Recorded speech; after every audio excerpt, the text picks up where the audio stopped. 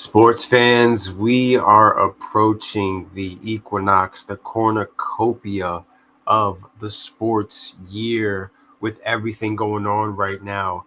The the end of the MLB season this Sunday, heading into week 4 already of the NFL season, already 1 month of football in the books. And it's our job to try to analyze what the hell we are watching right now. Here live on the Money podcast, in the epicenter of Nostalgia Mania, in the On the Money Sports Lounge, where it's all happening. You see it happening behind us. You see it happening around you. You can feel the energy right now as everything just gets ramped up to another level, whether it's real football, whether it's fantasy football, basketball a couple weeks away. Nonetheless, here we are to break it all down. What we saw, what we're about to see, ladies and gentlemen. I am one of the co-hosts of On the Money Podcast, none other than Irrational, and alongside me is none other than Oscar O Money Muniz in the house. Ladies and gentlemen, the nights are getting cooler. It's getting darker, quicker. And sports are in full throttle, like the man just said. The playoffs are around the corner. Football is about to hit week 4, already a quarter of its season. Just like that. Already. We're already at week 4. Yep. Something that we were hoping and waiting is now just... Please somehow stop the access of time just a little bit slower so we can enjoy this time of the year, the fall weather, the holidays. It's like waiting for a train and it just flies right by you. So please, let's find a way to slow it down. That's all I'm asking. That's all I'm asking. It's hard, man. It's ramped up to another level this time of year. Like we were texting back and forth on Sunday as I was getting ready to sit back on my recliner at home. JF2, thank you. And just sit back, relax, and get ready to watch some football. And as soon as the kickoffs went down for the 1 p.m. games, it's all happening, and you're taking it all in. The months of preparation that we put into getting ourselves ready for what we were about to witness was not enough when it actually came down to it. When the bell rang, here we are, 4 weeks later, the good, the bad, the ugly, the hideous in some cases. There's a lot going on. There's a lot of bad football being played this month. Once again, the question that I posed last week is the question that I still pose this week. What do we trust? What do we trust out there? Steelers defense. Yeah, we trust the Steelers defense. Oh, yeah.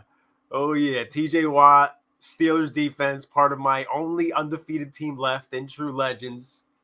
Beast from the East, 3-0 right now, looking good. Hoping A.J. Brown gets back this week for me so that we can look even better. But that's about the only thing you can trust, right? Well, I can trust that the officials are going to make screwed up calls. You know who I trust? Jaden Daniels. How about that? Wow, that's quick. How about that? No, it's not. Because I told you guys back in July, you know who my sleeper team in the NFC was? The Commanders. And nobody wanted to buy in with me. They didn't want to hear it. This kid. What was the criticisms on him last week? He doesn't throw down the field. What did we just watch on Monday Night Football? A historic Monday Night Football game. The first game since 1940, since before the NFL was established, where there were no punts or turnovers. A flip was switched in that second half. Man, what do you trust so far this year? Do we trust Sam Darnold? Questions that you never imagined being asked at this point. Yet here we are in week 4. Bro, Jaden Daniels was throwing the ball down the field. Scary Terry is back in the fold. The Commanders with a big win over the Cincinnati Bengals, who now sit at What 0-3. a catch by That was by crazy. Scary Terry. It was only a corner. 27-yarder, but it felt like so much more. It didn't matter. It's It the felt way like so much that more. ball bro. was placed to either be caught or not be an incompletion. Scary Terry showed you why he is so damn dangerous. Them boys are balling.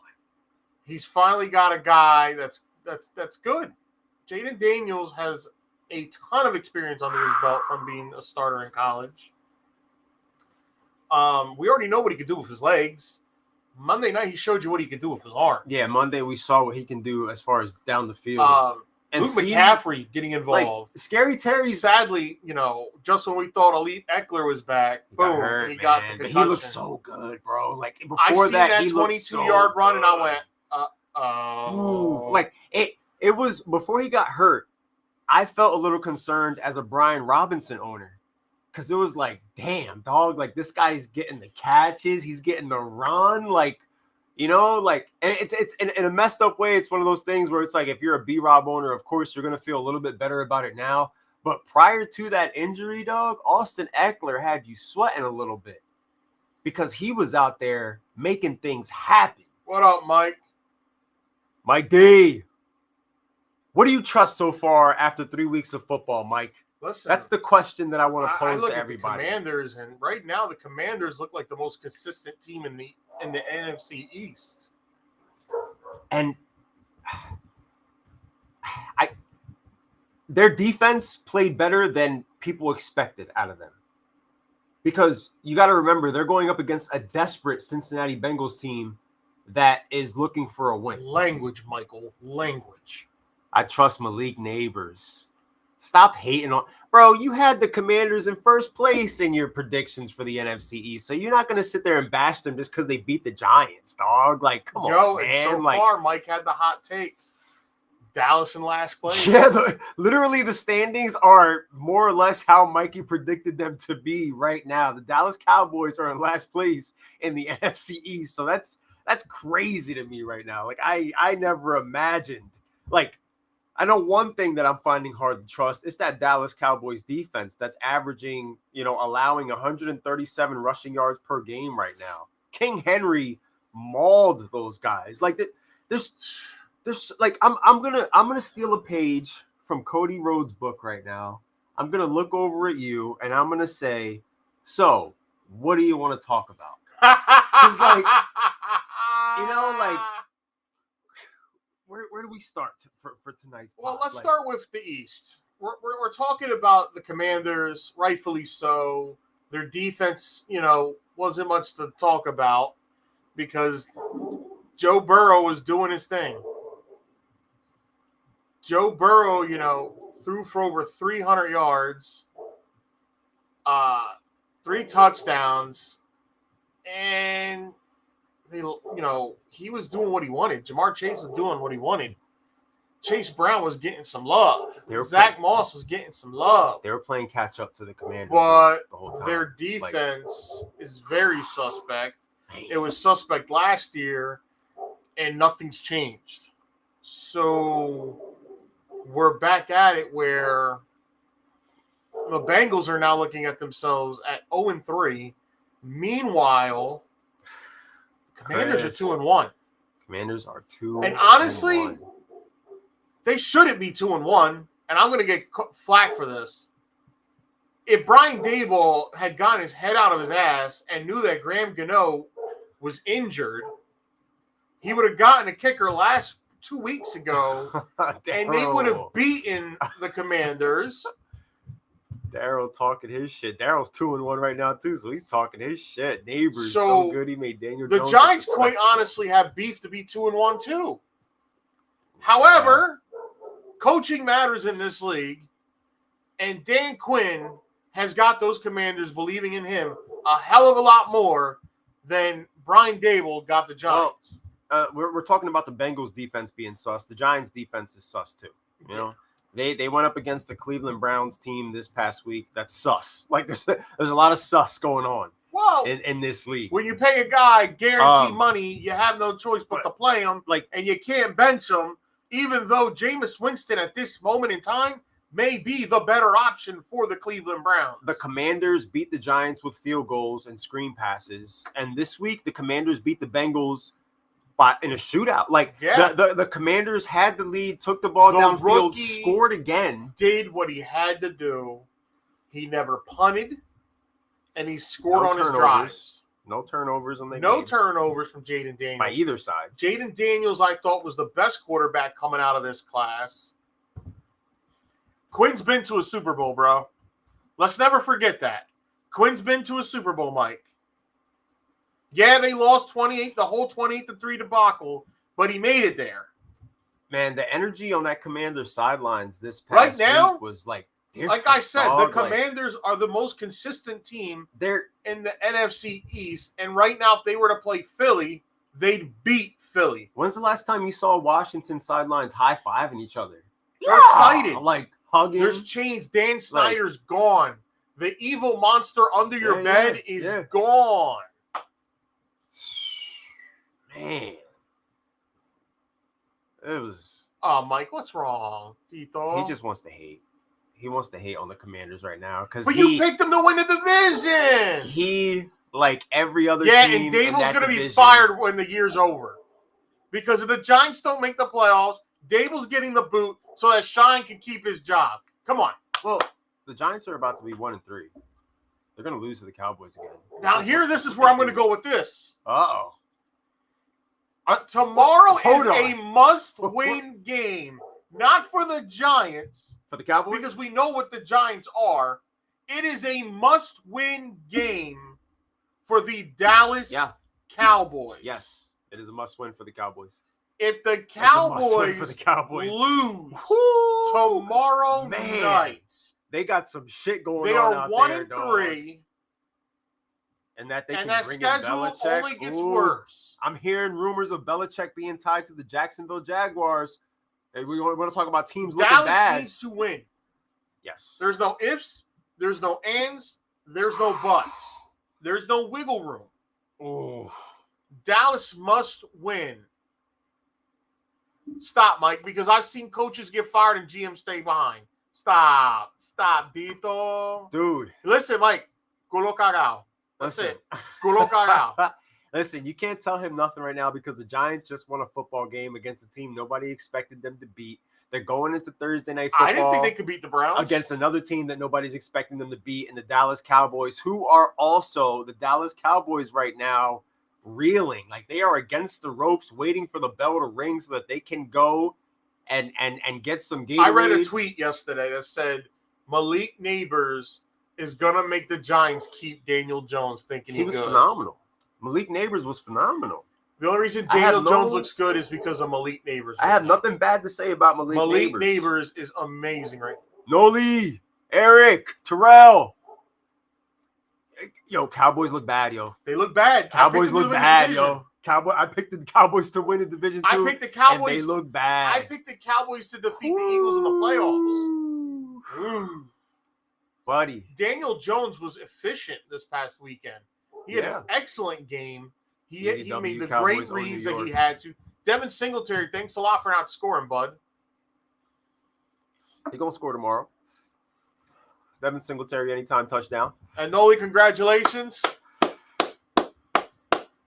Go Royals. The Sandlot champion. What's up, Chris? Congratulations to Noli, the inaugural Sandlot Baseball Association World Series champion. Are you really sure you want to leave now, bro? You can't leave. You can't leave now. You won the title, dog. You got to defend it. He can't leave, dog. It's like in Bronx Tale. Easy W, Cowboys own New York. Listen, all I'm saying is a dead clock is right twice a day. He can't leave, dog. Do I expect Dallas to win this game? Yeah, but I could also see... Are they playing in Jerry World? They are, and that's what will make it worse. If they lose to the Giants, Jerry's already raising hell regardless of the football game. That old man. How does this guy got the size of each of his players' package? That man. Can someone help me understand that one? Jamie Foxx left that FaceTime so fast because Jerry Jones is out there acting like Joe Biden, talking crazy. Just a senile old man who is just out there. He can't be fired. You can't get rid of him. You cannot get rid of him. And the bigger problem is, all jokes aside, Jerry worried about 8.5 inches? Oh. All jokes aside, bro, outside of CeeDee Lamb, who is the next biggest threat on the Dallas Cowboys offense? Who do they have? Go ahead, say Brandon Cooks. No, it's not in Jerry World. It's in New Jersey. It's in Jersey? Oh. Why isn't Noli and Mikey going to that game tomorrow night? Bill won't take a Could job someone mid-season. please answer Cowboys that for and me? Jags are screwed. No, he's like, it's not for Bill to take the job mid-season, but next year, it's a conversation for next season as far as Bill Belichick taking over a disastrous campaign out in Jacksonville. Noli says the next biggest threat for the Dallas Cowboys offense is Jake Ferguson. I could agree with that because we have yet to see, Rico Dowdle and Dalvin Cook and Ezekiel Elliott. I don't think Ezekiel Elliott is the primary back in Dallas. I think he's one of the number one reason they're losing is for the simple fact they don't have a running game. No. They have no running game. No. You know who does? Baltimore. And Baltimore ran all over them. King Henry ran all over them. How they didn't go pay Henry. He said he couldn't afford him. $16 million 2 years. You could have found. You could have paid him. The old man could have. Had you gave Dak his contract extension immediately off the offseason, you could have seen what your cap was at. You could have worked the numbers and you could have got him in there. But you didn't. I did not expect. Dallas has the worst running back room in the league. I don't know if I can disagree with that right now. They need to get active. They need to activate Dalvin Cook. I right now, I mean, you know who might be worse? The Raiders. Because Zamir White against the Carolina Panthers taking a big step back. Couldn't get it done. So, like, the Raiders and the Cowboys are swimming in the same pea-filled pool. And I'm concerned about my pick.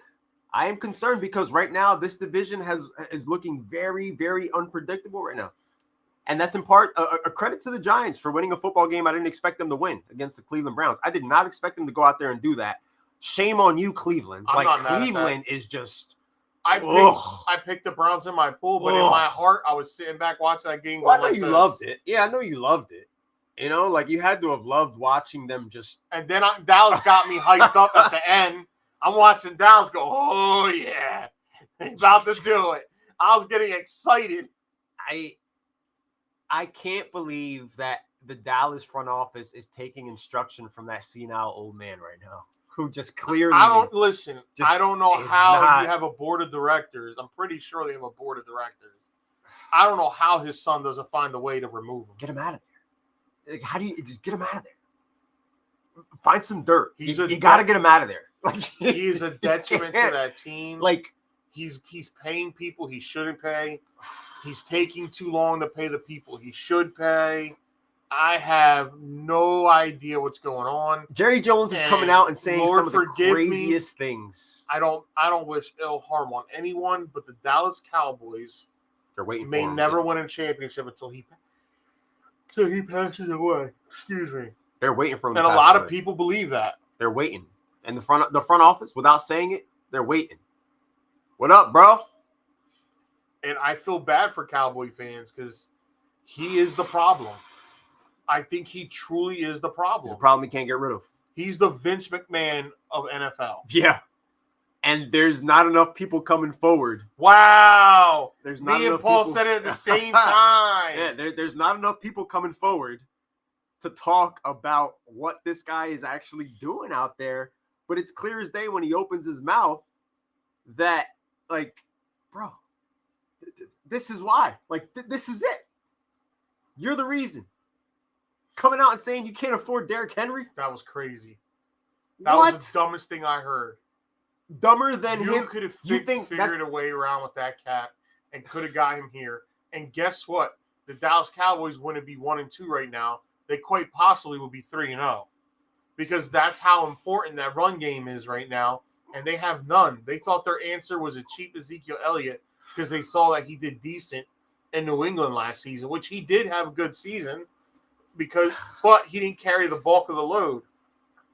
So, oh man. Like, You got the comments that he made on FaceTime with Jamie Foxx that made Jamie Foxx hang up the here phone. We go. How he did it again. Oh, God. Yeah. Oh, here we go. You better hope homeboy stays your quarterback. Or, we're going to stroke Howie Roseman now for the next 15 minutes and all his great accomplishments and achievements.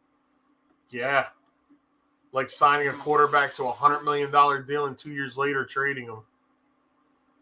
Signing another quarterback to a $100 million deal who basically was giving the game to the Saints, and the Saints is giving it right back.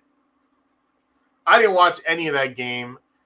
I was watching Pittsburgh. People are at work. They're funny. Did you watch that Eagles game yesterday? Why? I have my own team. I watched a fair amount of it. I was watching every game. I was watching every game.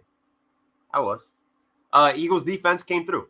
They did. Eagles defense came through. I did see the hit, because that legal hit, and I don't know how that guy didn't get fined or suspended. We remember the win, but Eagles fans seem to forget the 2 hours and 45 minutes that they were cursing the team and asking for Nick Sirianni's head on a silver platter. But, when the Eagles have the lead, everything is all good. But I also told you the Saints were frauds. I mean, they were due. It's Derek Carr. They were due. Y'all really thought Derek Carr was doing that all year? As soon as the praising of Derek Carr happened on the forum last week, we should have known that this was going to happen. I should have known because this was the first week where I said to myself, you know what? I'm going to fire up Rashid Shaheed. I'm going to fire up Rashid Shaheed because each and every week Rashid Shaheed is out there making things happen. So I put him in my starting lineup. Ask me how many points he had. Go ahead. Go ahead. He was my waiver wire pickup in the Final Things Club. Oh. So that tells you everything you need to know. I used my first ad on Rashid. RJ. Congratulations on the newborn, bro. Just make sure you're telling him it's Roethlisberger over Rivers like I commented on the photo.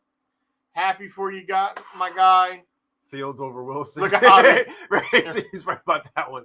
0. Fields over Wilson. Fields over Wilson right now is a fact, man. Like, Justin Fields is out there. He got the Pittsburgh Steelers at 3-0 right now. Thanks for the donut, Shaheed. It sounds like a lot of us started Rashid Shaheed in a lot of leagues. Terrell, Red Rifle, gave the Panthers life. He resuscitated the Carolina Panthers, bro. They are back. You know who else is back? Deontay Johnson. I knew I should have picked him up when Mikey dropped him in the Finer Things Club. Especially after the news this past week of Adam Thielen being put on IR. So now you've got Deontay Johnson as the clear wide receiver 1, and then it's a pick your poison conversation of, is it Jonathan Mingo? Is it Leggett? Let's get to the bottom line of this whole thing about Andy Dalton now that you brought it up. Is Andy Dalton and the Carolina Panthers about to make the Cincinnati Bengals 0-4? They might. Bro, yeah, that's crazy coming out of your mouth. They might, bro. Because you're a Bengals apologist. I am a pro Bengals guy on this podcast. I always speak highly of them. Joey B is my boy. LSU, go Tigers. But like what I'm feeling based off of what I'm watching, bro, what I just watched the Panthers do, and then what I just saw happen to the Bengals, and now these two teams are about to collide. The Bengals D is cheeks. It is. And it's Red Rifle going up against his old team. Is it me, or do I think people like... I like Leggett, bro. Like Hendrickson, I like Leggett. T. Higgins, Jamar Chase. Are they really plugged in? They're not. It's clear as day that they're not. They lost what to the about Patriots. The fact that at the end they of lost the game... to the Patriots. They weren't supposed to lose that game. Instead of going into the locker room, Joey B follows Zach Taylor to his office. He's probably just... he's probably going in and cutting a promo on Zach Taylor. Listen, Andy Dalton is 2-0 against the Bengals. You think I dyed my hair for nothing? Like, adrenaline in my soul, something. Cody Rhodes. And that's the thing, and that speaks to the bigger issue going on in Cincinnati because Jamar Chase looked great, but the thing is, the Burrow-Chase connection is not enough for Cincinnati to overcome what's happening. Like, Jaden Daniels had them on their Zach heels. Taylor was overrated years ago and should have been fired. Look, we can all agree on that. we can all agree on the fact that he That guy's is a in over terrible his coach. head. The problem is that his OC is out in Tennessee 0-3 too. So they just need to get back together somehow because it ain't looking good on either end. However, there's a lot more expectations placed upon the Cincinnati Bengals heading into this season. You saw that screenshot I sent you, right? About Which one? The DraftKings that offer me a cash out. Oh, for the Steelers to win the division? What is it, $28? Yeah. Oh. No, you let that shit ride, dog. Yep. You got to let it ride. With the way this storyline is looking right now, because, the Ravens, that was a big win for the Ravens, so they're coming. They almost the Ravens are coming. They did. And that's that. If you're a Baltimore fan, you say to yourself, like, yo, we can't hold the lead. Like, we cannot hold the lead. We can come out hot, but we just cannot hold the lead. All 3 games. They both need to get canned. Bengals O-line is sus, especially with Trent Barron out. Burrow about to be on the IR. Yeah, the rookie Amarius Mims is now scary, man. Now going to be the new right tackle. Andy will win that. Wow! Listen, if that happens, Carolina money line, dog. If Cincinnati loses Sunday, Cincinnati season's done. Listen, we need everybody. There's going to be a lot of players checking out on the Cincinnati Bengals. Oh. It's going to turn into a stat team. That's what's going to happen. And I'm not saying that because I'm a Steelers fan. I'm just being real. 0-4, trying to make the playoffs? Well, we saw it with our own eyes. Burrow throws the touchdown pass to Jamar Chase, and you say to yourself, okay, Bengals they're awoke. They're ready for this game. I seen that 41-yard bomb. I went, okay. And then Jaden Daniels just takes it right back down the field, and I'm just like, no, this is not your night. This is our night. We're going to come to Cincinnati, and we're going to take it down the field on you guys every time. Yeah, tit for tat. The Cincinnati Bengals could not keep up with the Redskins offense. Remember, that fourth quarter touchdown meant shit that Jamar Chase got at the end. Your boy Cliff. Because it was 34-26. Your boy Cliff Kingsbury was out there calling some heat, dog. And listen, Kingsbury heard what he said, what the Bengals DB said earlier in the week. Running a college system.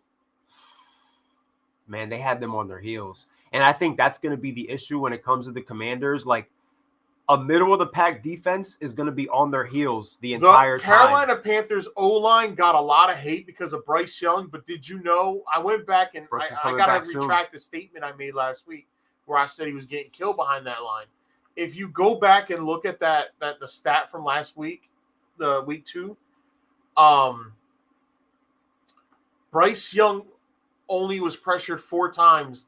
On the other times of his dropbacks, he had almost 4 seconds to unload. Mikey about to get mad as hell because we're giving props to the Panthers and not the Giants right now. Chase is unhappy and coaching is bad. That bad stinks wrinkles throughout the team quickly. Yeah, it's looking bad out there, dog. Cincinnati and Cleveland are having a competition of who's going to finish last in the AFC North right now. It's looking bad.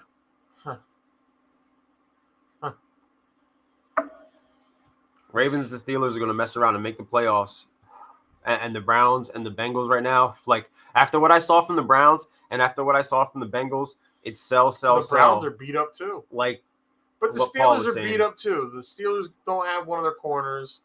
They just lost Alex Highsmith.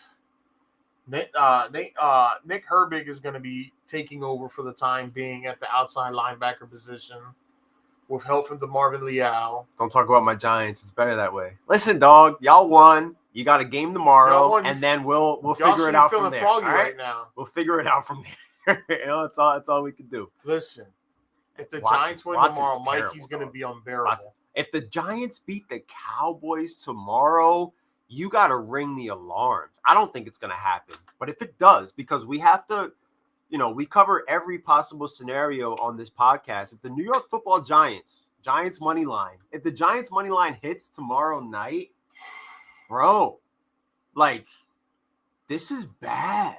Now, what we're talking about with the fire, if Dallas goes 1-4, 1-5, I don't think McCarthy makes the season. I think McCarthy gets cut. Like, the conversation that we're having tonight about the Bengals, how long before we start having that conversation about Dallas. I feel like losing to the Giants is definitely a couple steps in that direction.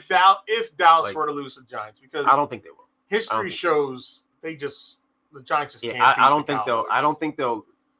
This is their But get right if game. That would be a shocker. I'd be shocked if it happened. What if even if it's just a competitive game? Like if the Cowboys win a competitive game, like who does that say more about? The Giants or the Cowboys? I mean, if the Giants take the fight to the Cowboys and they lose by a field goal, I'm not going to clown the Giants because It's in East Rutherford. The first matchup is in East Rutherford tomorrow night. To be fair, yeah, that's a good point too. Man, King Henry was taking their lunch money all day long out there. That was crazy. And then look at Singletary. Singletary's producing for the Giants right now. And I think he's going to have a good game tomorrow because the Dallas defense all of a sudden is not good. This is the classic get-right game for Dallas, though. Has to be. Paul says Giants win tomorrow 20-17. Spicy. I think the Giants Spicy. lose. I think Cowboys win 24-17. 24-17 is respectable. 24-17 is respectable. And you got to feel good about that, as far as the Giants. Like, yeah, you'll be 1-3, but you get 10 days off to prepare for the following week. And, if Danny Dimes ain't out there throwing up all over himself, he has a solid game. Yeah, if you lose because your defense gives up a play or you just incomplete a pass and it's not because it was or a drop pass and if Dimes plays good, then you got to feel good about yourself. And I'm saying that because you got to look around the league and see what's happening right now. Well, now you have bad football. It's ugly. Whether anybody wants to admit it right now, it's ugly. This month has been a terrible month of football. So 1-3 ain't the worst place in the world to be. There's sloppy tackling. There's players getting hurt. Wait, Alex, who are you starting? When you say you starting Danny Dimes? I mean Singletary. I'm going against Singletary in a couple leagues, and I'm not going to lie, I'm a little nervous because Dallas has not been able to stop the run. The team that they shut down is the Browns, and so far the Browns have shown me that they are easy to shut down because they're not capable of getting it going. The quarterback. Is Nick Chubb going to have to come and save these guys after snapping his leg in half? Like, is he the best part of the offense? Like, I don't know. This guy Watson looks freaking terrible out there. Well, he looked terrible with Chubb. So, but damn, at least they were able to get to the other side of the field with Chubb. Because Chubb is going to be able to do something for you. He's Nick Chubb. Any other quarterback would have been benched by now. That's just the truth. And this is the part where we have that conversation of, are we looking too deep into it with Dallas, or are they truly like on a tailspin, like Paul is saying right now, between their play and their ownership and the media? What a grab. Okay, Singletary. All right. Yeah, what a Singletary. Grab by Hayes. Like Devin Singletary is a must start. Like, if you're going into Thursday Night Football tomorrow, you feel good about Devin Singletary and plugging him in there at your RB2 spot. What up, Derek? Come on, Padres. Beat the Dodgers tonight. Like, that kid, I'm not ready to pick the Giants to beat the Dallas Cowboys. However, I'm going to be tuned into this game and seeing how this plays out. I'm very interested in seeing how this plays out. I'm very interested in seeing if this is truly the get right. What also turned that game around for Dallas in a bad way was CD fumbling in the red zone on that big play that he had. Big fumble by CD Lamb. Neighbors for 2 touchdowns. Woo! Spicy jalapeno on that one. Malik Neighbors for 2 touchdowns tomorrow. I might take it. I'm going to go on Bet 365 because that's where I've been winning lately. Bet 365? That's where I've been winning lately. My original parlay for tomorrow's game is CeeDee Lamb over 81.5 yards, Devin Singletary over 60.5 rushing yards, and I believe it's Rico Dowdle for over 39.5 rushing yards. I used they got the Giants Dallas little boost for tomorrow's game, and so I used it on that 3-legger. Plays I feel the most confident about. I always said Dallas had overrated corners. Their saving grace was their run defense, and look where we're at. Malik Neighbors right now for 2 touchdowns or more. The corners will shut down Is the plus Giants. plus 800. We're getting mixed opinions on what the Dallas Cowboys defense so is. if you were to bet $5, it'd be a return of 45. Nice. Dowdle, you don't think he's going to get 39.5? I think that's a reasonable number for him. I think Rico Dowdle can get 39.5 rushing yards. As long as, I feel like this could be the Rico Dowdle game as far as figuring out their running back situation. I'm not saying that he's going to go out there and give you 200, but for the Dallas Cowboys, this could be the game where they realize, oh, maybe we should feature Rico for a couple of weeks and see where that takes us. And I don't know if he will disappoint this week because, again, there's nothing scary about the Giants defense, Saints' Derek Carr showed up on the injury report today for the Saints with a groin injury. Oof. Just announced. Overrated corners. How do you feel about that, Noli? They're calling the Dallas Cowboys corners overrated. There's a couple of corners for the Giants that are going to be banged up for this game. Adoree Jackson will not be playing in this game. I'm not sure what their plan is as far as CeeDee Lamb, but when you want to talk about guys having big nights, CeeDee Lamb could definitely be primed for a big night. Like, he could get well over 120-something receiving yards and maybe 2 touchdowns. I'm playing against CeeDee Lamb tomorrow in a couple of spots, so I'm very nervous about that matchup and, the potential for me going into Sunday being down a heavy amount of points. The most improved unit on the Giants. Phillips is out and Adoree. The O-line has been playing significantly better these last 2 weeks. Giants defense is banged up going into this game. So, you have Thursday Night Football. You've got 10 days to, hopefully recover from there. But there's definitely a few injuries on a short week of rest, which kind of sucks. Heading into, we're talking about the second divisional matchup for the Giants, the first for the Dallas Cowboys. So it's big for both sides. From the Giants' perspective, it's about getting that skeleton out of your closet.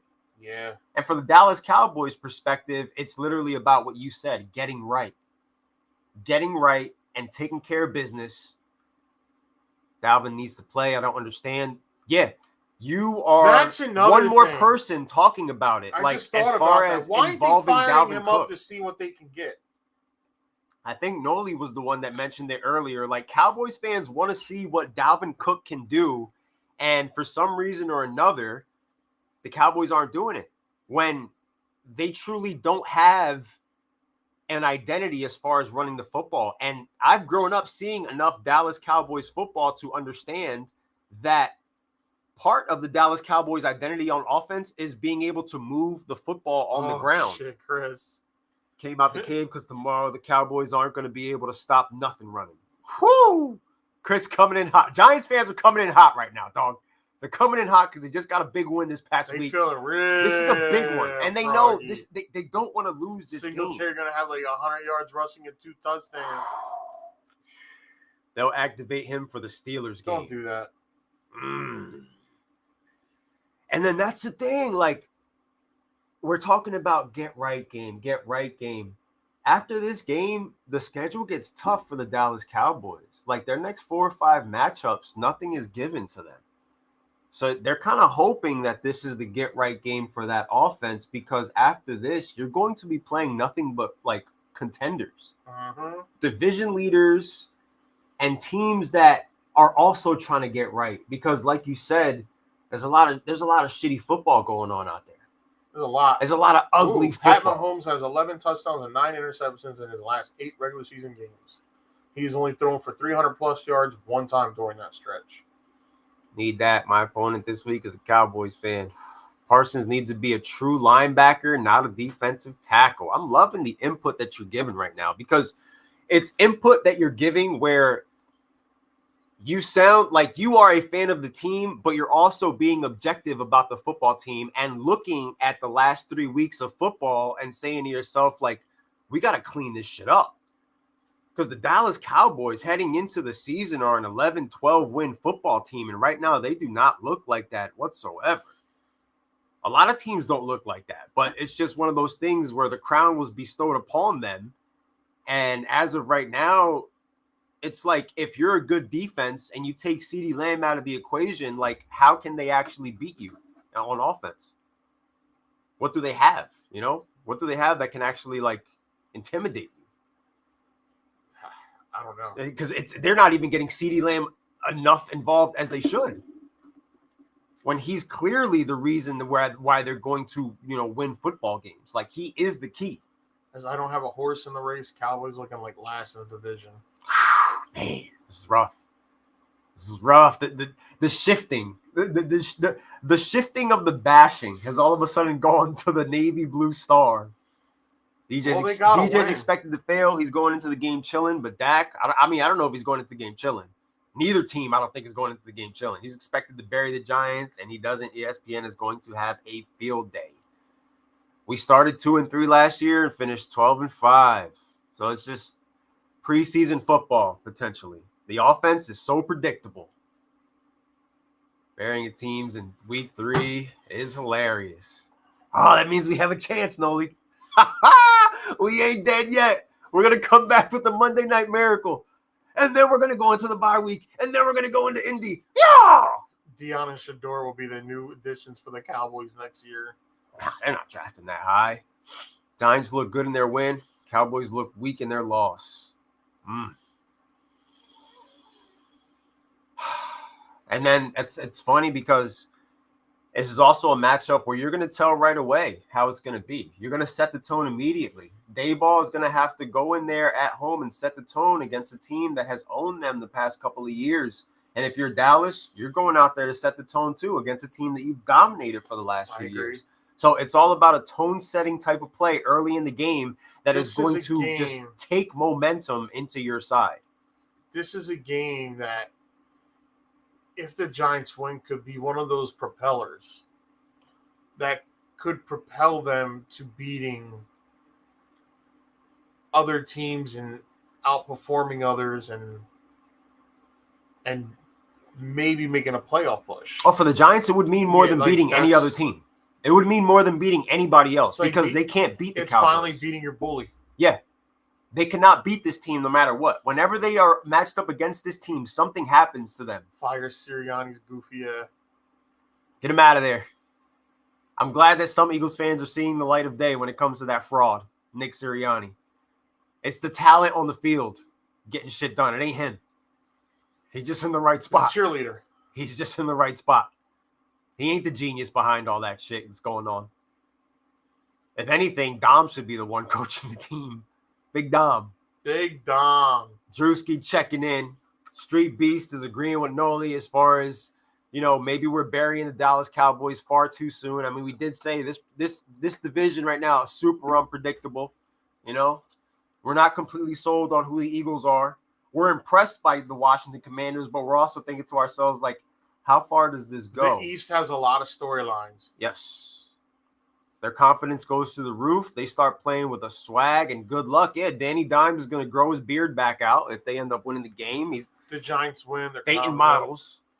We really got to fire Sirianni. We win in spite of him. You do. Especially this past weekend. Clear as day. From the recap I read, he had field goals he could have gone for, but he went for it. And where he should have went for it, he went for field goal. You know, A.J. Brown is hurt. Saquon Barkley has got 5 or 6 of your touchdowns in the first 3 weeks of the season. So you take Saquon Barkley out of the equation with an A.J. Brown that's dealing with injuries. This football team could easily be 0-3, bro. Like, you know, like you could easily be 0-3. I agree.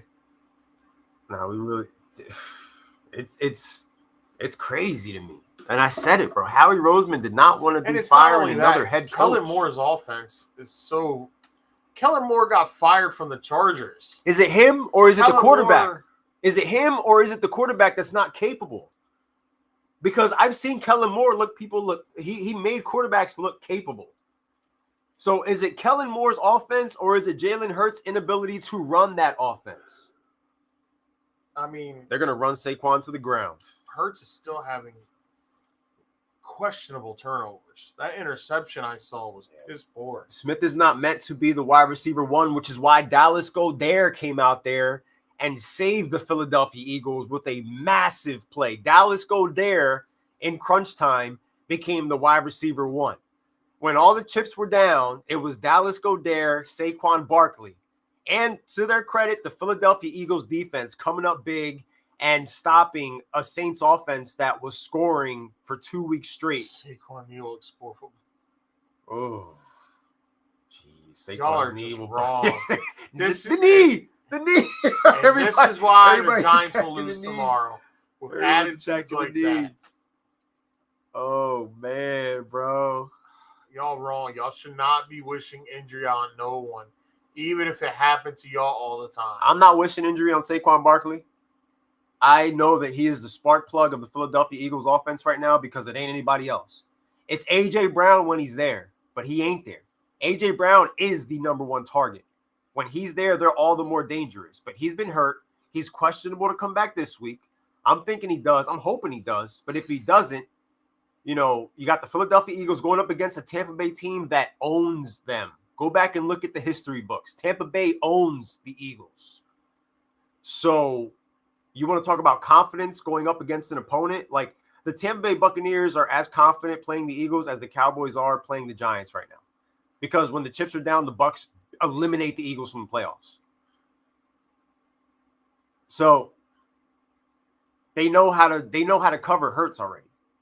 They don't have to change a thing about their defense against Jalen Hurts because it's worked in the past couple of years. They took him out twice. Him making the same mistakes on the same bad reads. He can't read a defense. See, I'm not just sitting here hating on Nick Sirianni. Jalen Hurts deserves a lot of criticism as well. Devontae might not be there as well. Devontae is still in concussion protocol. Saquon is having the CMC effect. Dallas and the Jerry Jones 27-10. Oh my goodness, bro. Saquon is winning them football games right now. Yeah. Their 2 victories right now have been because of Saquon Barkley. Yep. No Brown, no Smith, and missing a key O-line and Lane Johnson. And a quarterback that's still missing reads when he's, Look, Will Levis and Daniel Jones both have more touchdown passes than Jalen Hurts. All right? That's the world that we live in right now today. That's where we are. It's gross. Okay? It's disgusting when you think about it. But it's reality. Bucks money line. Oh yeah, all day. I'm not betting the Eagles this week. They have yet to prove. Yeah, I hope what happened to the Bucks this past weekend was a facade. Because that was their trap game, dog. They were 2-0. They were coming in hot. They were on top of the world, and the Denver Broncos just exposed them. I don't know what the hell that was. Bro, the Denver Broncos couldn't move the football last week. This week they just went. They look capable. Bo Nix looked like a completely different quarterback. But is that a product of, I'm not going to compare him to Jaden Daniels, but you take your rookie quarterback, you throw him to the Wolves, and you just let him learn, and you let him develop, and you let him gain those instincts. Bo Nix was a pro this past week, man. He looked great. He was doing it with his arm, doing it with his legs. And the person that I feel the worst about in that equation is Javonte Williams, because they're showing like we're doing this without you. Like we have. I like Javonte. We've made a system. Maybe the Dallas Cowboys should try to work a deal for Javonte Williams. He'd fit that system. They got to do something, man. That was their trap game. Think he is without Brown. We've said that. No, I already have a thought in mind as far as who he is, and I've been said that he was a fraud. Daniel Jones on passing yards, they running it all night. The fact that the fact that AJ Brown is not there simply just sheds light on the reality of what Jalen Hurts actually is.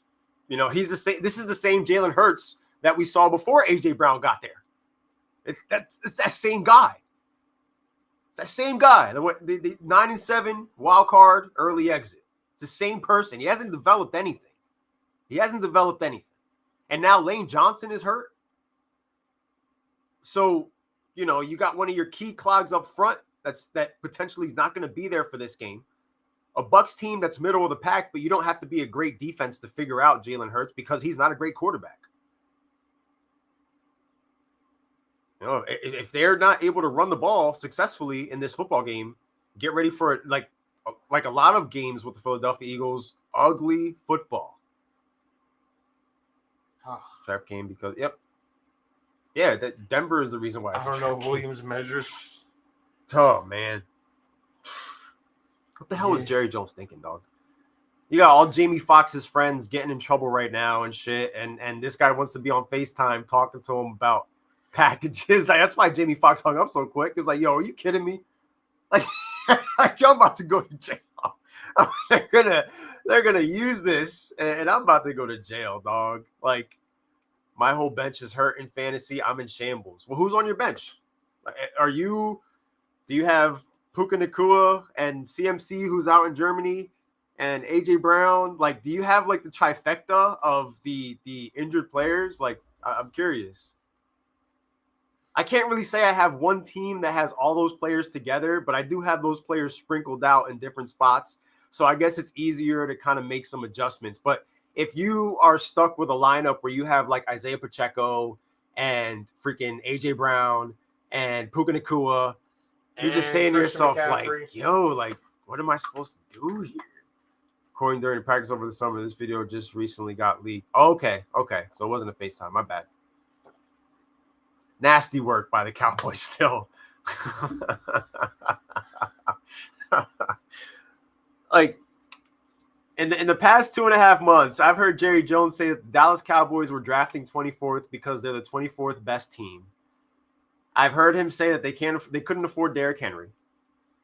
You know, he's talking about certain players and their packages.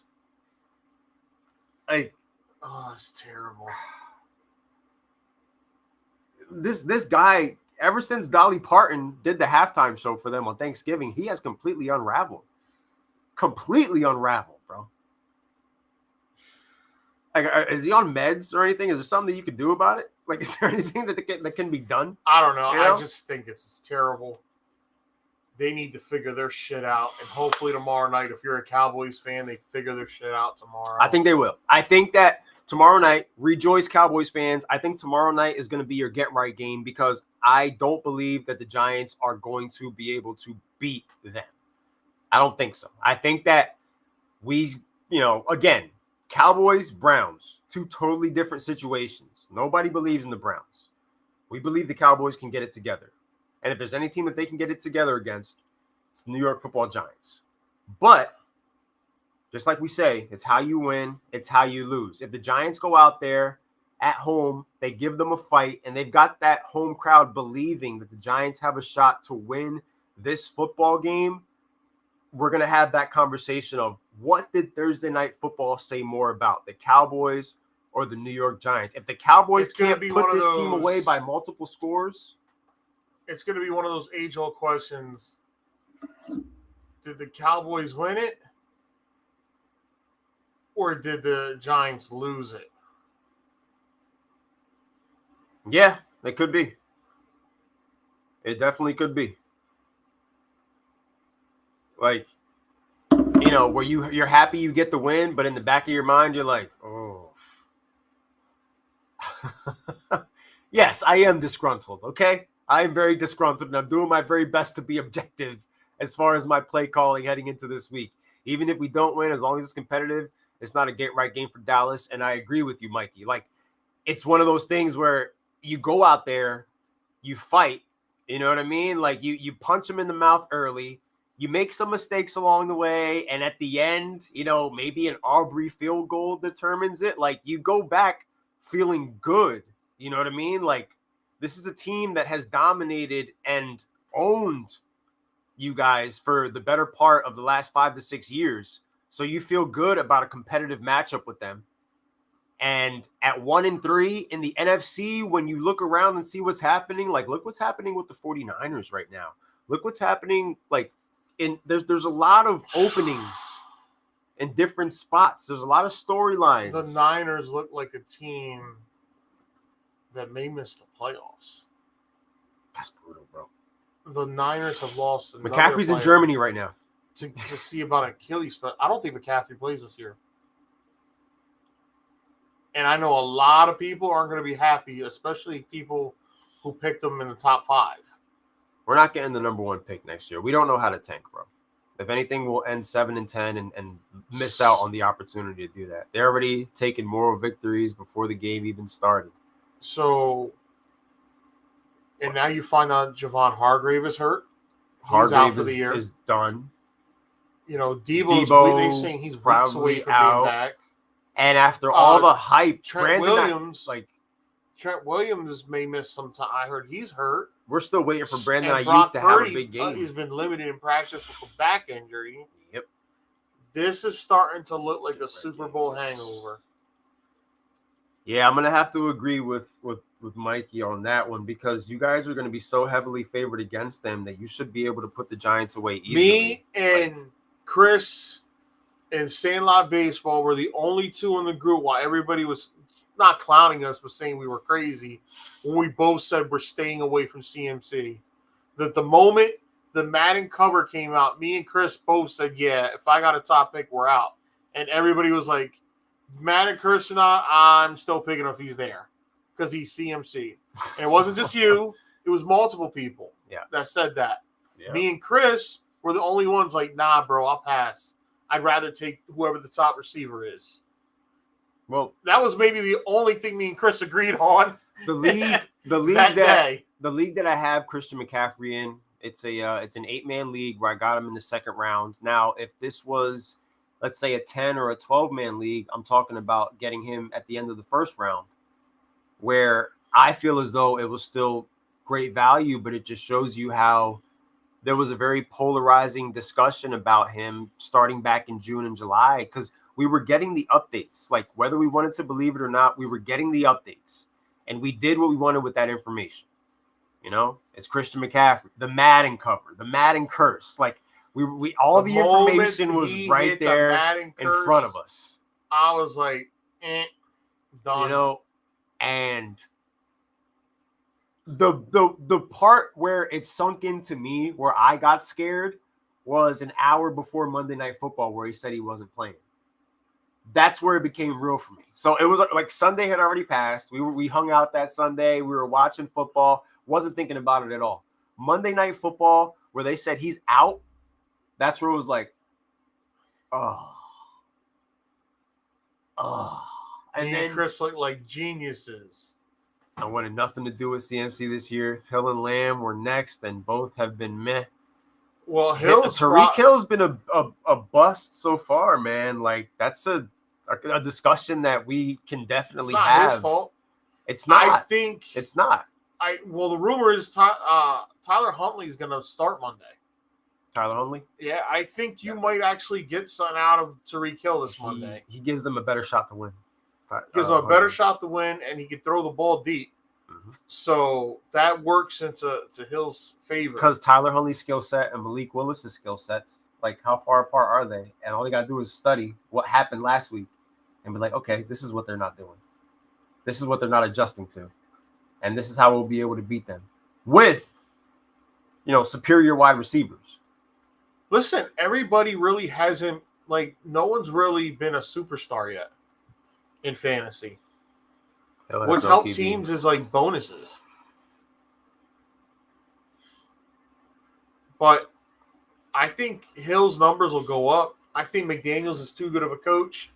I think last week was just on the road with some issues. I think he could correct it. There's no way he's not going to find ways. You got to get some end arounds, some running, some screenplays. You're going to see more of that. Cole Kmet had a hell of a week. Again, we're getting that one tight end per week performance.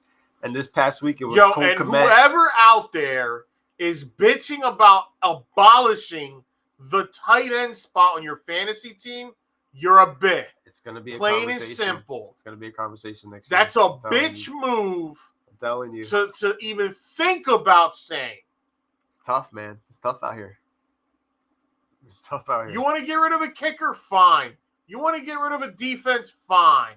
And Dallas Goedert, such thing should be talked Dallas about. Goddard and Cole Kmet. And honestly, a guy like Brandon Aubrey has me considering bringing kickers back into leagues. We're talking about abolishing. Let's talk about adding. Because my boy Brandon Aubrey, when the Dallas Cowboys... Sorry, Russell. When the Dallas Cowboys... Oh, he's going to love it if he hears this clip. But when the Cowboys offense stalls out and I see Brandon Aubrey lining up from the star, I'm just like, yo, this is amazing. You know, Brandon Aubrey in fantasy has outscored Patrick Mahomes, along with a list of CeeDee Lamb is on that list. Top guys. You know what wide receivers are still scoring points? Justin Jefferson, a guy that people were afraid of. Jay Jettas. Look who's on AEW. Vontavious Porter. MVP. Kicker is crazy too. Aubrey has more points than CD. He does, bro. He is the most consistent offensive weapon of the Dallas Cowboys to this point. Like, he's putting points on the board. It's the reality of the situation. That's kicker one. He's doing the work that everybody expected Justin Tucker to do, while Justin Tucker's out there just shanking them. Every week. Every week he's shanking them. It's incredible. Chris Boswell doesn't shank kicks. He almost made that 60-some yarder that time. I said, Mike, why? I'm watching Mike send them out there. I'm like, bro, you know you can't make no 60-yarder in Acrisure. But it's cool. I'm loving the fact that we're seeing more attempts from that far. Like, we didn't see 60-yarders before. That wasn't a thing. That didn't exist. Like, more kickers are saying F that. Like, it's analytics, dog. Like, but I like it. Like, just go ahead, see if you can make that shit. Hit that 58-yarder, 59-yarder. Get something. Don't just settle. Don't just punt. The new kick return thing sucks. Nobody's doing anything with it. Nobody's returned anything. Austin Eckler had like the best kick return probably last week. Other than that, it's been garbage. Aubrey can beat NY on his own tomorrow. I love Brandon Aubrey. I've got nothing bad to say about him. Whenever the Dallas Cowboys stall out on a 3rd and long in field goal range, I'm just waiting for the opportunity from my boy Brandon Aubrey, because I already know he's gonna make something happen. Yeah, it's lame. They put the big green box out there, looking like the game's on Nickelodeon. You know, where the guy has to catch the ball. You know, they run it back. It's just, I don't know. Nah. He can, though. I mean, look, we saw the Washington kicker beat the Giants all by himself. So the Washington Commanders beat the Giants with screen passes and field goals. So you mean to tell me CeeDee Lamb can't fall into the end zone twice? The slime's on. Oh, man. Yeah, that was a hell of an onside kick by Aubrey the other day. That can't happen, Noli, but what? Here's the problem I had with the second onside kick. I see what you're saying, Mikey. I thought Dallas should have kicked it off. I truly believe that. I thought Dallas should have kicked the ball off and tried to stop them and use their timeouts. I would have never done the second onside kick. I'd have never. At that point, you know, they're playing garbage time. That was all garbage time. They were getting their ass beat. So it was garbage time, Dallas. How about the comments by Josh Allen, who later had to have another press conference to clarify his words? What did he say? So Allen said it's nice to be able to be on a team where people don't worry about stats. Diggs. But then he hurried up. The digs at Diggs. About 2 hours after that quote was, about 2 hours after that quote was made, he's in an interview talking about, well, that's not what my words were misconstrued. I have nothing but love for number 14. I love Diggs. Why are you talking about him right now, dog? Yeah. Who's bringing him up? Like, why did you feel the need to clarify that? Yeah. Start with Jerry and remove your coach. Well, you know, McCarthy getting sacked, depending on how things played out this year, was a conversation that we've had on this podcast. I think when it came to coaches being on the hot seats, he was like the face of that conversation for the 2024 season. You know, I've been pounding the table as far as Dougie P being the runner-up for that, and it's looking more likely that Josh Allen did what he wanted to do. Khalil Shakir They've benched their starters, dog. It's week 3, and we're benching starters. They benched starters because they had a big enough lead. But like I said, I'm looking for, like Mikey said, in a couple weeks, they play Houston. I can't wait to see that because I think Diggs is going to be foaming at the mouth. Bills look good so far, man. The Bills look good. Let's put in context who they've been playing, though. Okay. Who did they play? They played Arizona week 1. Arizona. They played Miami, who they've beaten, 10 straight? Miami. 10 out of 11? Okay. And now they've beaten the Jags. But you know what? If the Steelers won those games, you wouldn't be saying none of that. You'd be like, hey, I have witnesses. A win's a win. I have witnesses at work. A win's a win. Where I was not bragging about 2-0. However, I did brag a little about beating the Chargers because the Chargers defense was good. Even though Nick Bosa ended up leaving the game, they still had Khalil Mack, they still had Asante Samuel, and they still had Sirianni, Derwin McCarthy, James. Peterson, Dayball. You know, let's not act like we were preying on the Buffalo Bills' regression this season. I thought they weren't. We thought they were not going to be good. We thought their defense wasn't going to be good. They're winning games with defense. Allen is getting the ball to everybody. Well, we're going to find Bills out. had to come back on the Cardinals because the Cardinals were up on them early. This will be their hardest test this week when they play Lamar Jackson and company. So the list is Sirianni, McCarthy, Dougie P, Dayball, as far as coaches that are going to be potentially without jobs heading into next season. Tua don't get that closer, to be honest. All right, let me see what the Bills do against the Ravens, and then I'll say they're good. I'm going to give credit. Right, I think the Bills look good because the Jaguars are trash. Look, they're 3-0. I predicted the Jags not even. I thought they were going to be 9-8. These guys are going to be lucky to get 6 wins. Listen, the Jaguars are terrible, and a lot of it has to do with Trevor Lawrence. They're dog shit. And people want to say Dougie P broke Trevor Lawrence. No. It's his inability to be able to connect with the players and them also overvaluing the original value of what Trevor Lawrence actually is. He's trash. I told you guys he was trash. The Buffalo Bills are 3-0. The Chiefs are 3-0. The Buffalo Bills have looked better in their 3-0 than the Kansas City Chiefs have looked. We talked about it earlier in one of the group chats. Kansas City has not looked good. However, they are 3-0. And all that matters in this league more than any other is win, baby. That's all anybody remembers, no matter what the flaws are. Last 2 minutes, were you able to close out the game or not? Buffalo went out there.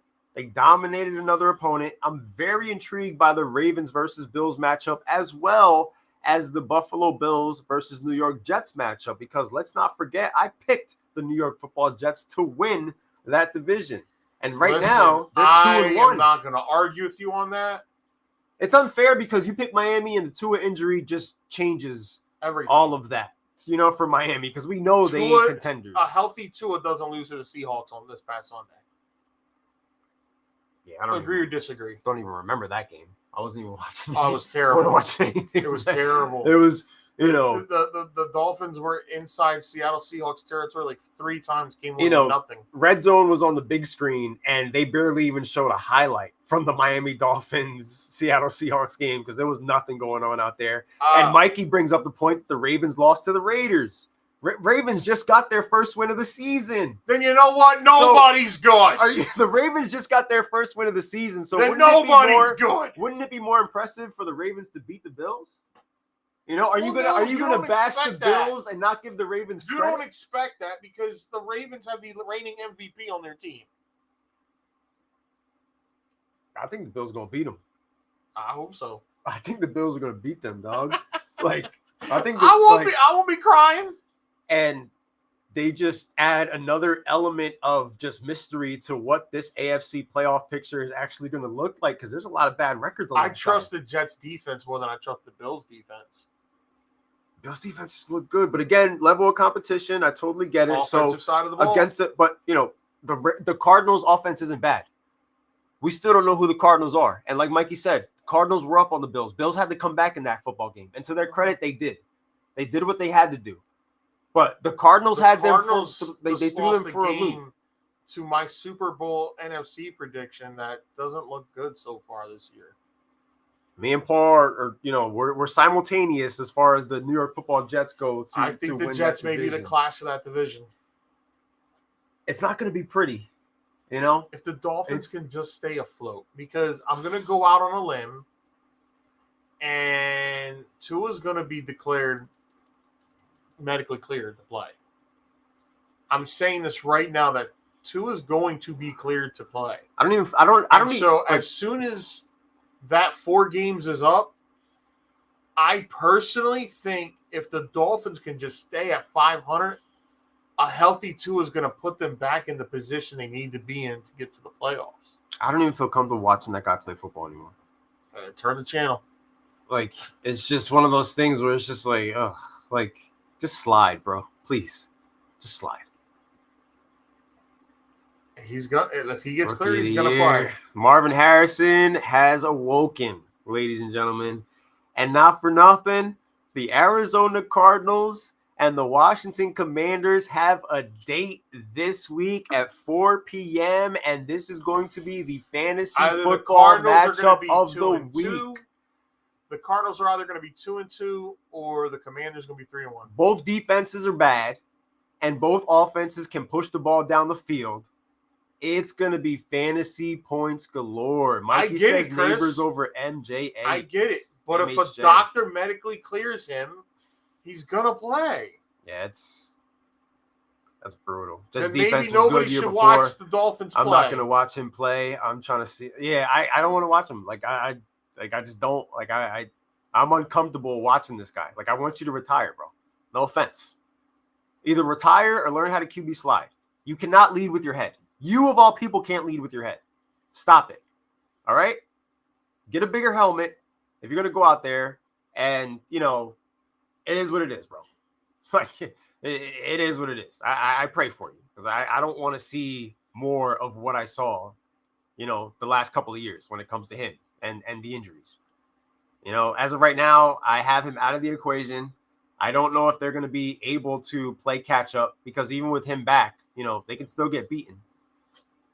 I can see Tua wearing that mushroom cap, the Guardian helmet. Yeah, I can see it. Yep. I can see if he gets cleared, Mike McDaniel's making him wear it. You have to. If you're gonna put this guy back on the field, you gotta maneuver some things around. Because he can't protect himself, so you have to protect him. At this point.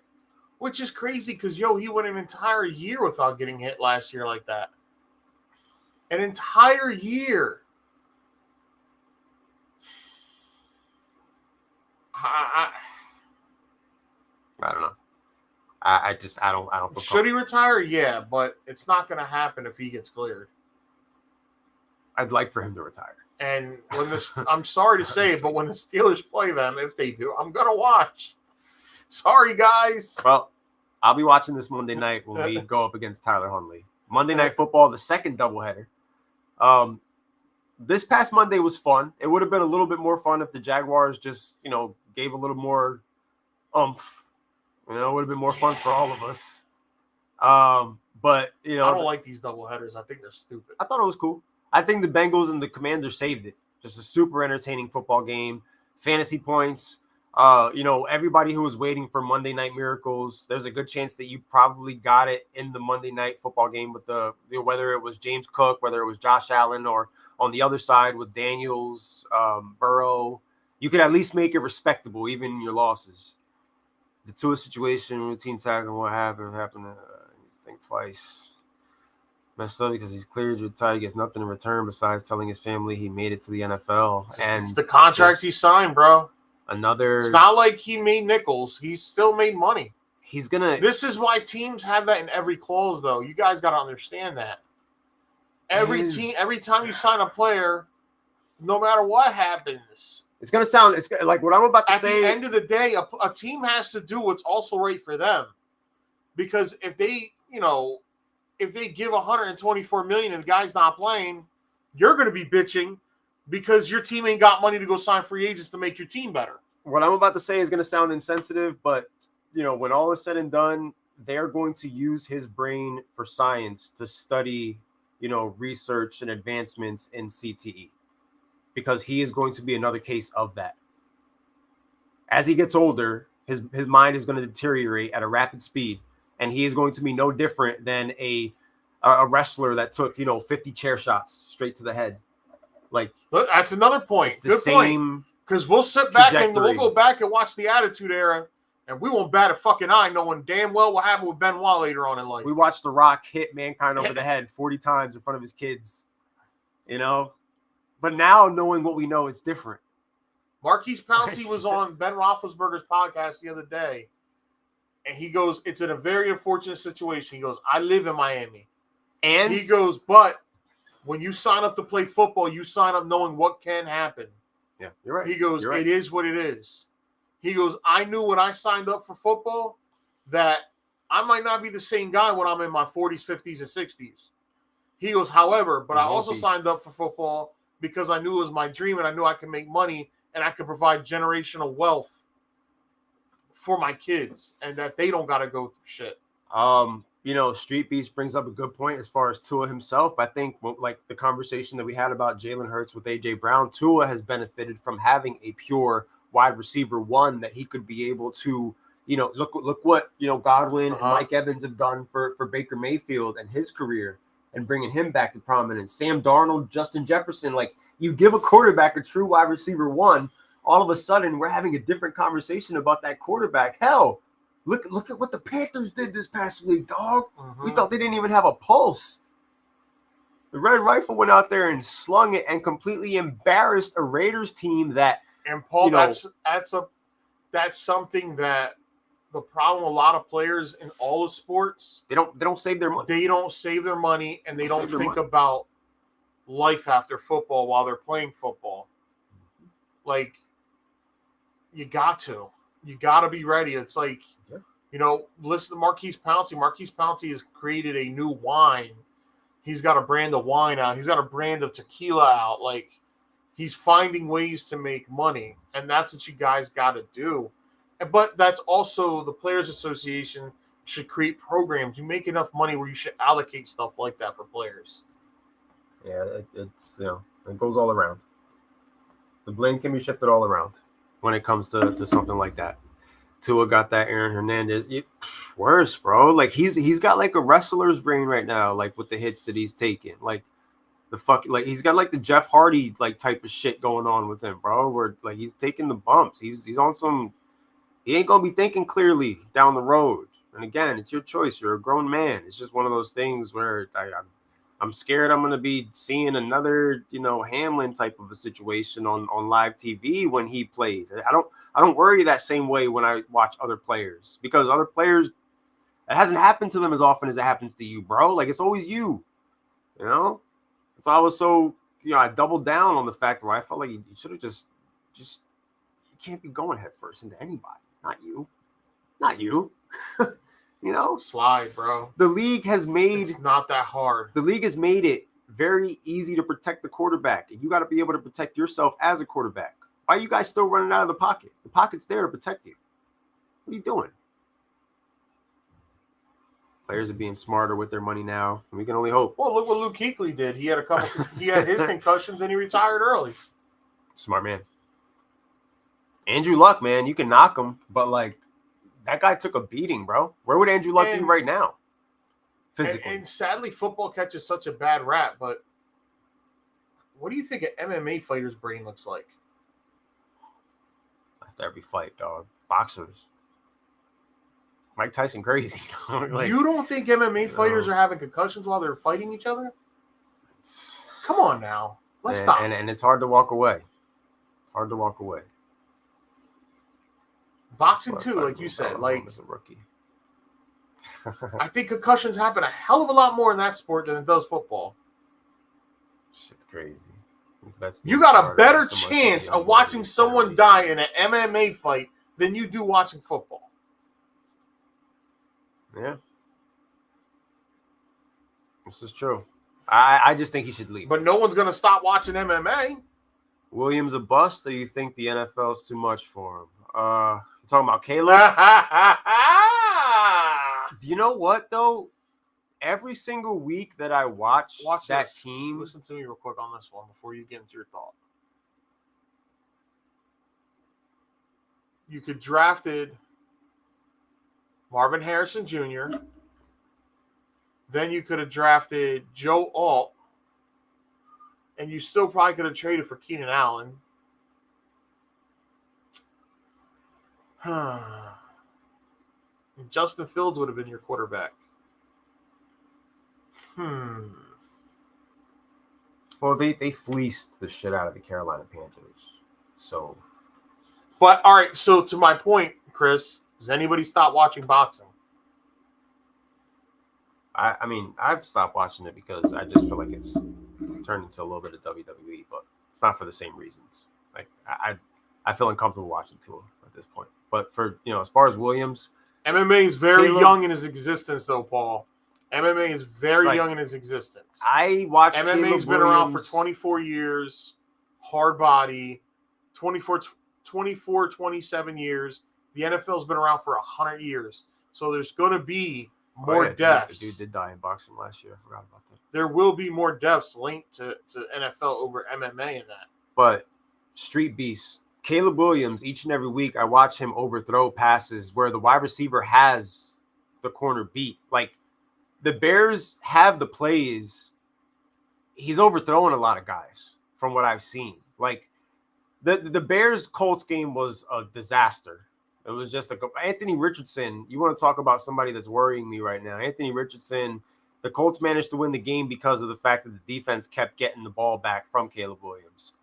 But, like, you've got him going into this game with the Pittsburgh Steelers, the number one ranked defense in football heading into this week. Anthony Richardson. Like, he's looking rough out there, man. He scares me, though. He's looking rough. He can make a couple big-time throws. He can get to Alex Pierce. He's got his running ability. 40, 50-yard The number one job touchdowns. for the Pittsburgh Steelers this weekend is straight up just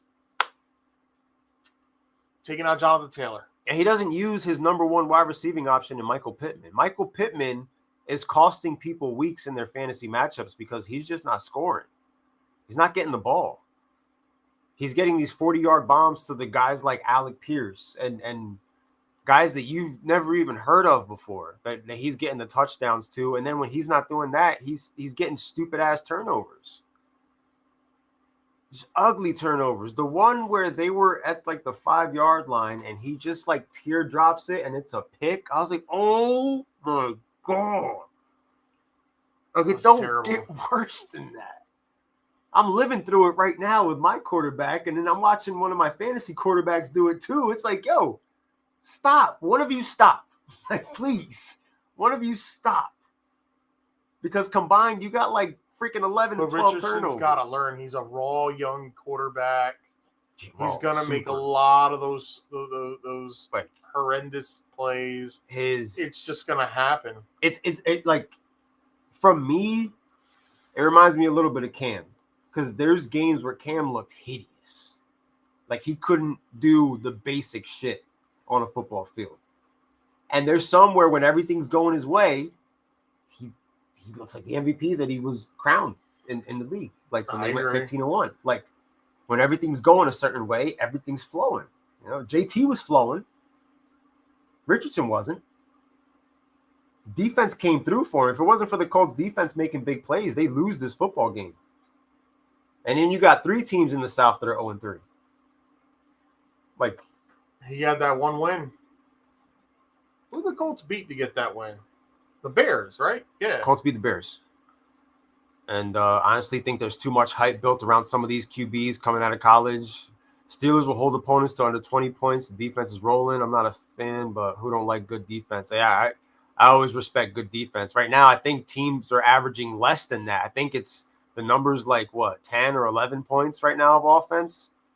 And after what I just saw from the Colts, dog, like, I'm trying to, like, it sucks, but it's one of those things where you just say to yourself, like, damn, like, who can I play instead of Anthony Richardson? Because I'm going to lose points playing this guy. There's going to be somebody out there in a matchup where they could potentially score more than him this week.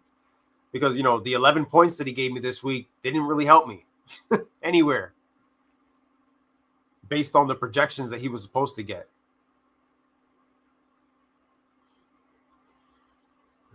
Most rare. We got the spinoff of the MMA boxing conversation going on.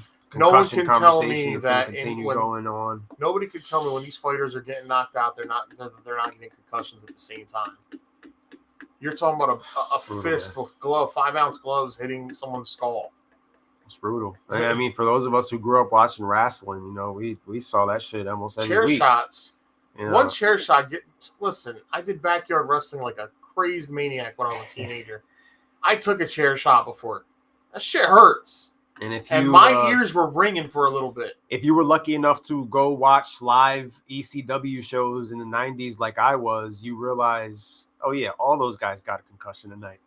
All of them. Like every single one of them, from Tajiri to Rob Van Dam to Jerry Lynn.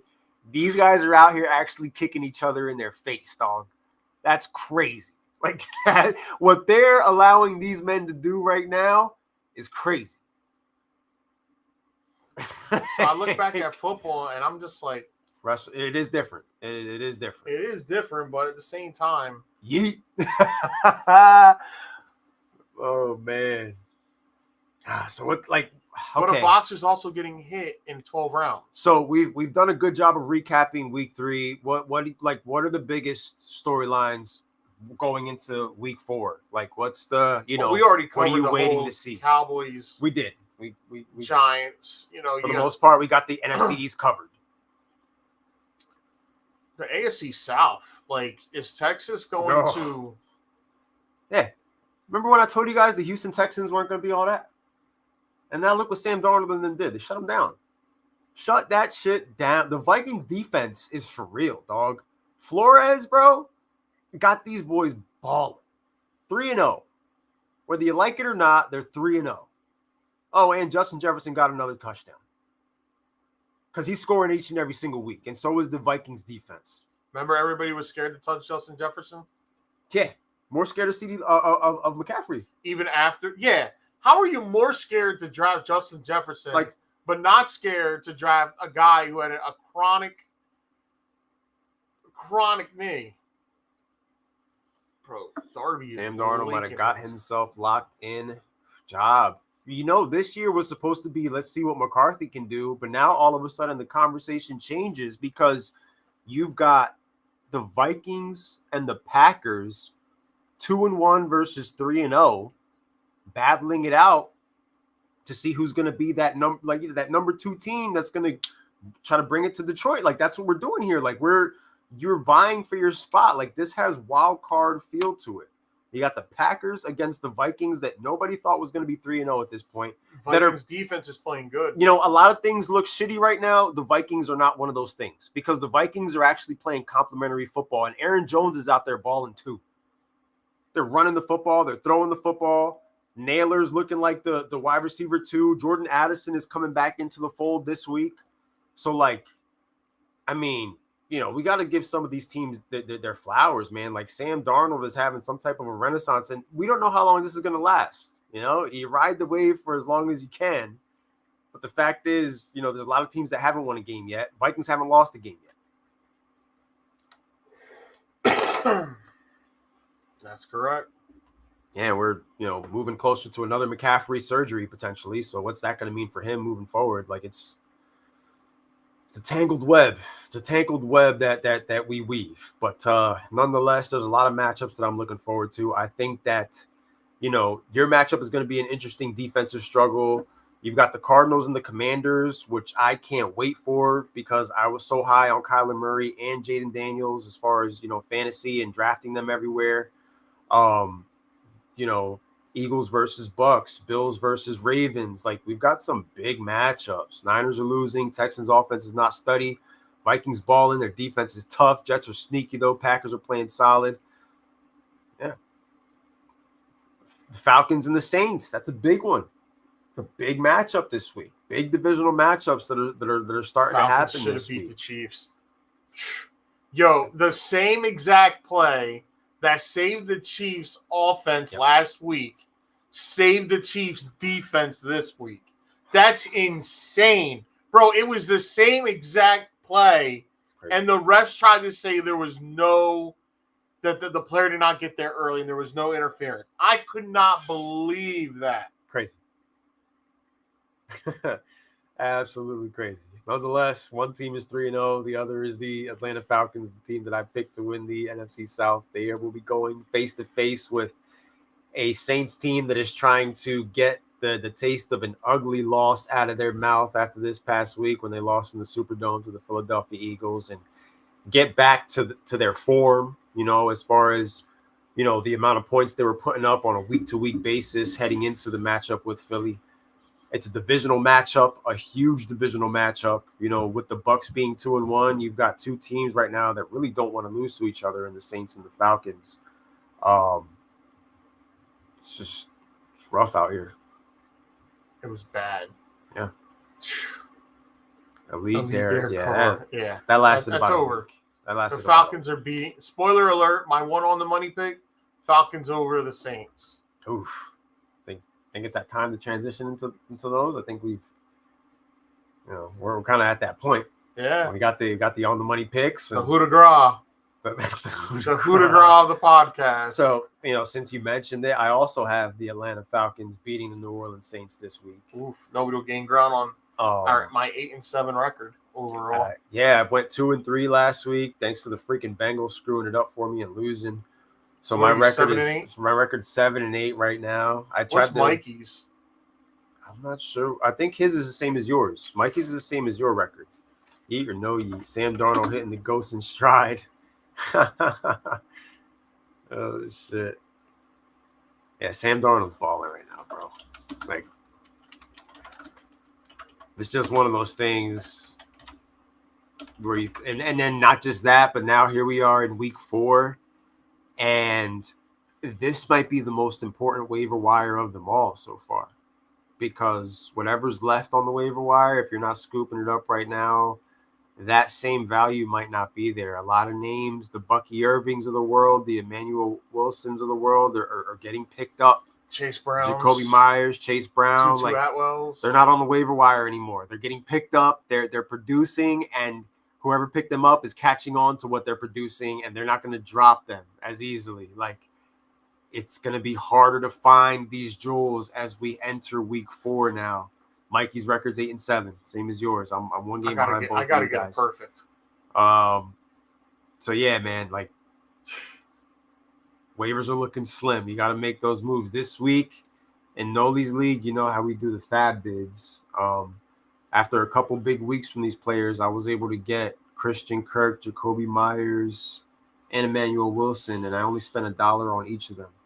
Because everybody goes big for like that big player. Like I forgot how much the fab was on Isaiah Likely after week 1, and that hasn't played out well the couple weeks after that. But it's that you make that neither choice. tight end is getting play. You make that choice of like Likely and Andrews are Andrews didn't even get a target. Likely outscored Andrews, and Likely only had he didn't even have 2 points, but Andrews had 0. So I guess I know he's doing better than the other guy.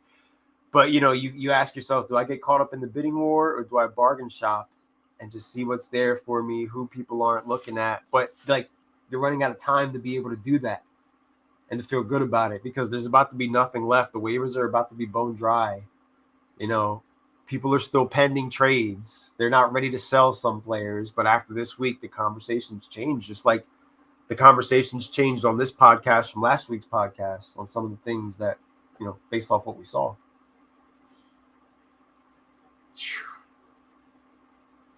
So, Mike, if you have your on the money picks, drop them now. If not, we both have the Falcons winning this week against the Saints. Might mess around and parlay my on the money picks this week. My next pick, I picked them to win last week. They came through for me. I'm rocking with them again this week. I've got the Steelers beating the Colts. And in part because of what I mentioned earlier, not loving the situation for Anthony Richardson going up against this football team. I'm looking forward to seeing how many points I can get from the Steelers this week on the defensive side. Third pick, I've got the Tampa Bay Buccaneers beating the Philadelphia Eagles, because that's just what they do. They own Philly, and I don't know if that changes this week. Maybe it does. Who knows?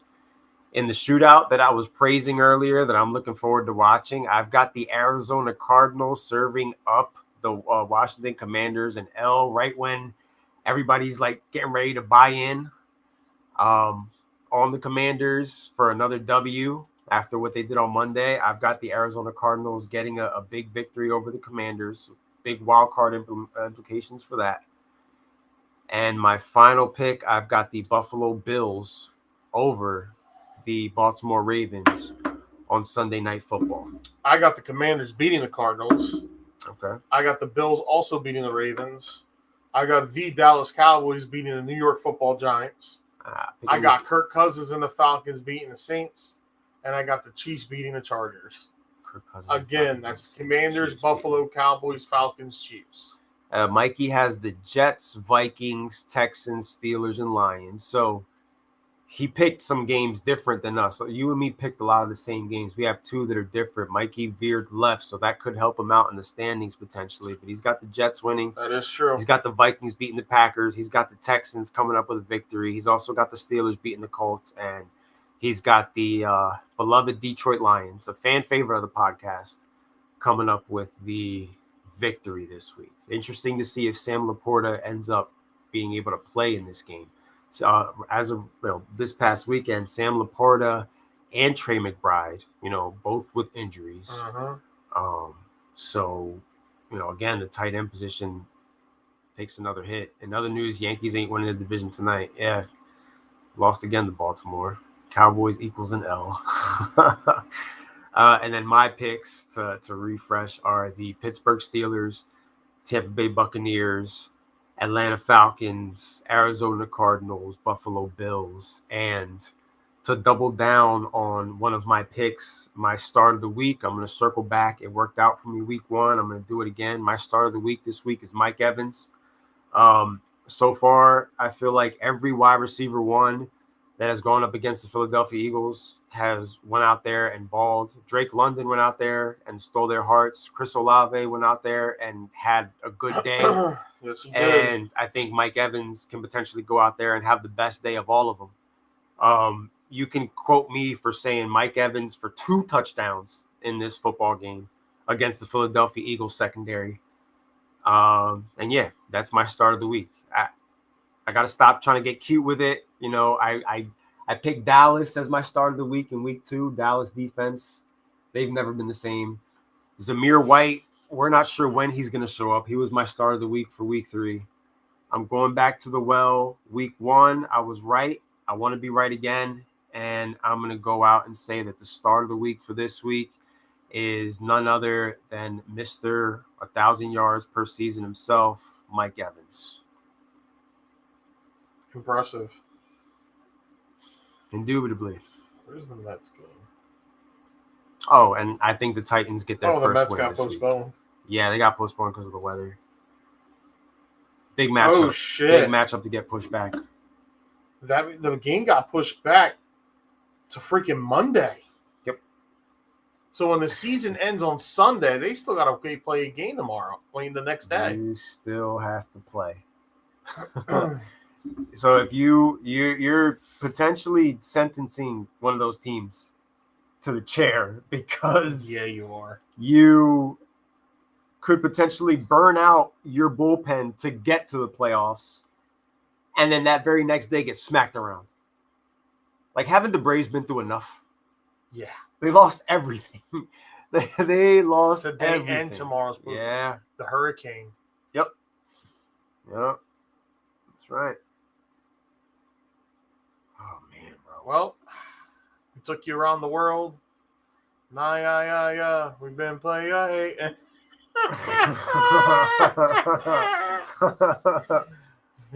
can't find my baby.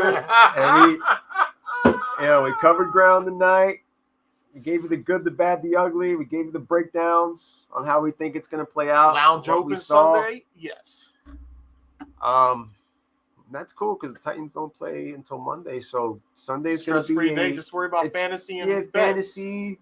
A few anytime touchdown bets, and I'll be able to look around and see what everybody's doing. There's a scenario where the Mets can clinch, and one of those games don't matter for them on Monday. There's also a scenario where the Diamondbacks can miss the playoffs completely still. And the Padres can take the division from the Dodgers. Like, there's still a lot to play for in baseball with only That's why it less was than a important week for the left. Phillies to win today because you're still playing for that 1 seed. And the playoffs start on Tuesday, no matter what happens. Like, the playoffs start on Tuesday. Sucks for the Mets or the Braves. Frank is probably not happy. Yeah, I'm gonna probably see a video of his meltdown when I get home at some point. So always look forward to those gems. I looked for the other day when they lost. He was just like this.